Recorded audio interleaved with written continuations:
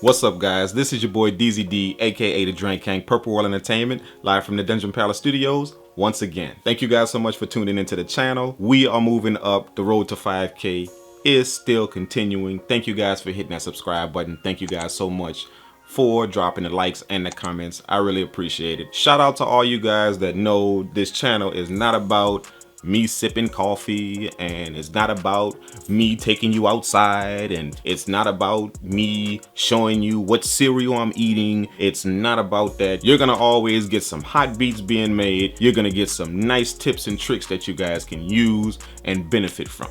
If you're looking for all that other stuff, go watch another channel. But speaking of tips and tricks, this is a nice one that I have for you guys. I'm gonna show you guys why your plugins are not performing correctly. This is something that a lot of people do not think about whenever you start putting plugins on your tracks. It can be a big hindrance to why your beats do not sound good. And if you watch this video to the end, it's gonna show you how you can get those plugins to operate correctly. This video is also gonna open your eyes to something that you may or may not know about your volume fader. So I don't want to talk too much. Let's dive inside the MPC software. I'm going to show you these two tips, and hopefully it'll help you out the same way it helped me out. Let's do it. All right, guys, we are live inside of the MPC software. And for this particular tutorial, I have a beat that's loaded up that it's already made. It's a beat that I already made. And I'm just going to show you this very simple thing that a lot of people, when they're making their beats, don't really think about and don't really address. And this is a key reason why some of your beats may come out bad whenever you mix them. So this will show you just a little bit of why it's so important to have your plugins set correctly. And this will show you a reason why some of your plugins aren't set correctly, why they don't perform in the manner that you want them to. So let's look at this beat. I'm going to let you hear this beat really, really quickly. This is just something that I composed a while back.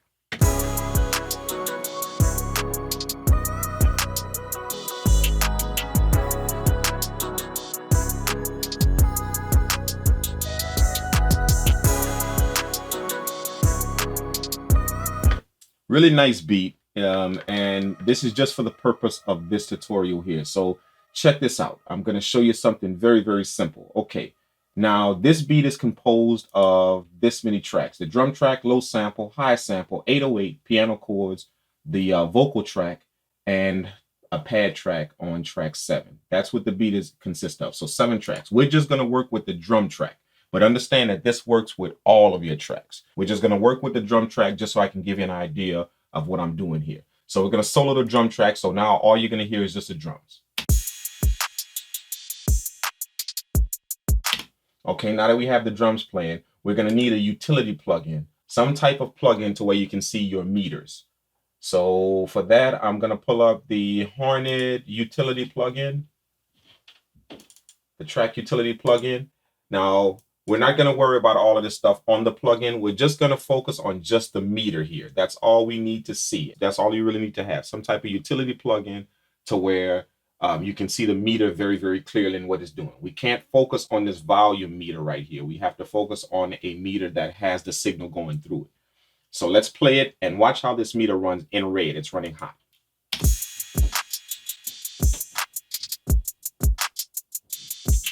Now that's the signal that's going into my plugins. From this drum track, all of my drums are going into this plugin. So that signal is running very hot in my plugins. It's pushing into the red. So that means any plugin that I put after that, it's getting this signal. Even though the volume fader is set at 0, it's getting a hot signal. So let me show you what happens if you just adjust the volume fader.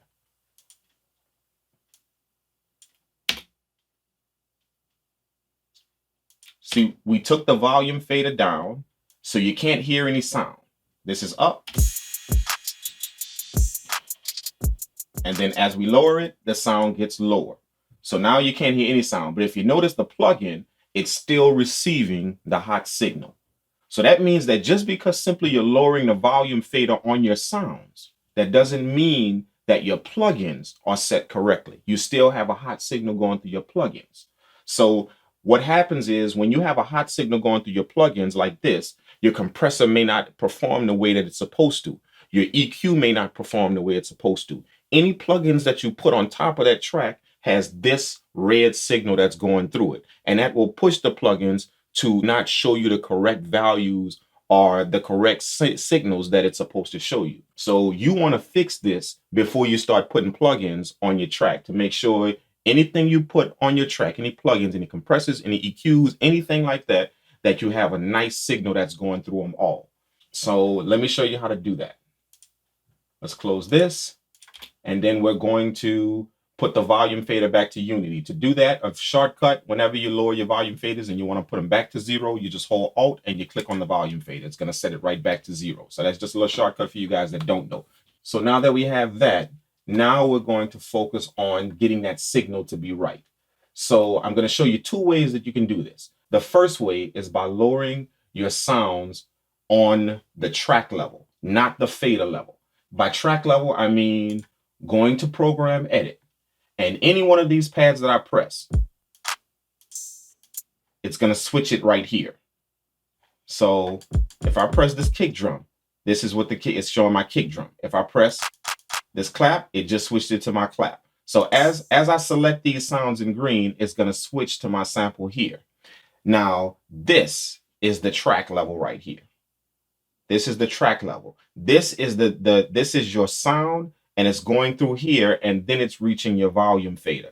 So you can lower the sounds at a track level. That way it lowers it in a volume level. So I'm going to show you what I mean. Let's solo just the kick drum. We're going to go to pad mute. By tapping the track mute button twice, it turns yellow. Now we can mute the individual pads instead of mute the tracks. So now we're going to mute all of the drum sounds in this track, and we're going to work with that kick drum. So now all of our drum sounds are muted. Let's make sure. All we see is just the kick drum. So let's pull up our utility plugin again, and we're going to watch the meter. Kick drum going in red. Okay, so now let's go to Program Edit. We're going to select the kick drum right there. And now we're going to lower the level of the kick drum right here. So let's play the track now.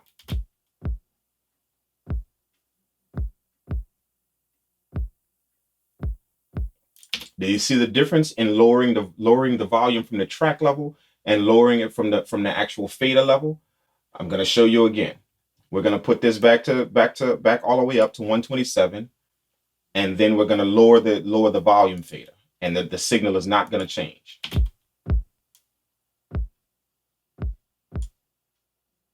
So I'm still lowering my drum sound from the fader level, but the signal is still running hot. So again, the way you do that is you want to lower your sounds from the track level.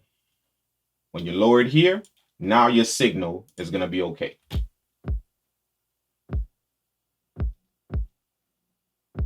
And you can go through each one of your sounds and lower them all. If I was to hit my clap, which I have those muted, let's go back to track mute and unmute the clap. We're going to go back to Program Edit. My clap. If I was to lower my clap from the fader level, now when I hit it,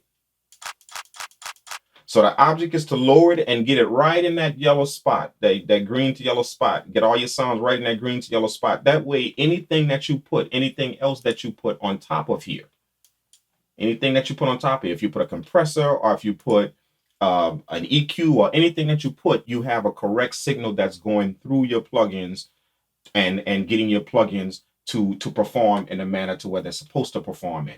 Any hot signal plugins will not give you the correct readings that you're supposed to get. So always remember that you have to lower your sounds to the track level. Do not let those fader volumes deceive you, because they will. Just because you're pulling down the fader doesn't mean you're actually pulling down the signal of the track. You can adjust your faders, you can, but make sure that your plugins are correct first. Make sure that you do this first before you start to adjust your faders. That way you can make slight adjustments to your faders and it doesn't bother the signal that's going through your track. Okay, the second way that I'm going to show you how to do this is very, very simple, and it's going to accomplish the same purpose. It's going to lower your sounds before it gets to your volume fader. So what I'm going to do is I'm going to insert what's called a gain plugin. So for that, I'm going to go down to my GVST plugins. This is a company that offers you a bundle of free plugins. They are very simple to use, very, very small. And this gives you a gain knob. I'm going to leave a link in the video description to where you guys can pick this up. This is a gain knob. And all a gain knob does is it just gives you a volume knob as a plugin instead of your fader volume. So you can increase and decrease volume. So the way you do this is, you guessed it, we're going to insert the gain plugin before our utility plugin. So let's do that. Now the gain knob is on top of the utility plugin. So when we look at the gain knob over our utility plugin, when we play the sound, watch what happens when we lower the gain knob.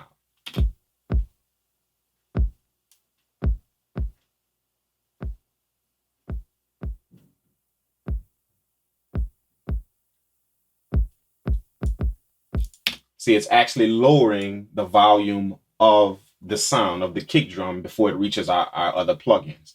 So that means anything you put after this will now be affected by this gain knob. So you can lower your sounds before they hit your plugins with putting a gain knob on top of your sounds. And again, it does the same exact thing. If we lower the volume knob, you're going to see that the signal does not change.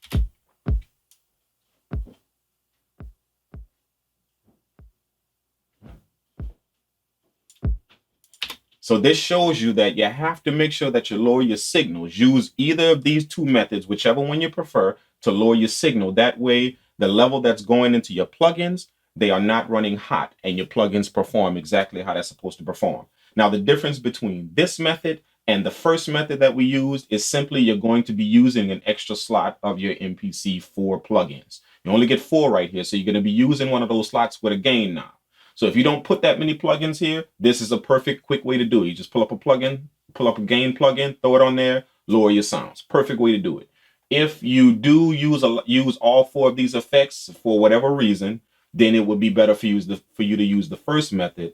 That way you can lower your sounds from the program edit, that level knob, and that will do the same exact thing. It'll lower your sounds before it hits your fader. So this is just a quick tip for you guys. Make sure that the signal that's going to your plugins aren't running hot. That way your plugins can perform exactly how they're supposed to perform, and you don't have any hot levels and everything is going out of whack whenever you put your compressors, your EQs, and things like that. So I hope this simple tip helps some of you guys out that don't really think about this or didn't even know this. I know I didn't when I first started mixing beats, and I literally would throw sounds on and just adjust my volume faders, and I thought that it was doing me some good, and I was wondering why my mixes weren't coming out well. It was simply because my plugins weren't set to the place that they needed to be. Even though I was adjusting the volume fader, when I would go to adjust my plugins, I didn't think that hot signal was still there. Hopefully this tip will help you guys out, and it'll do some good for you just like it did for me.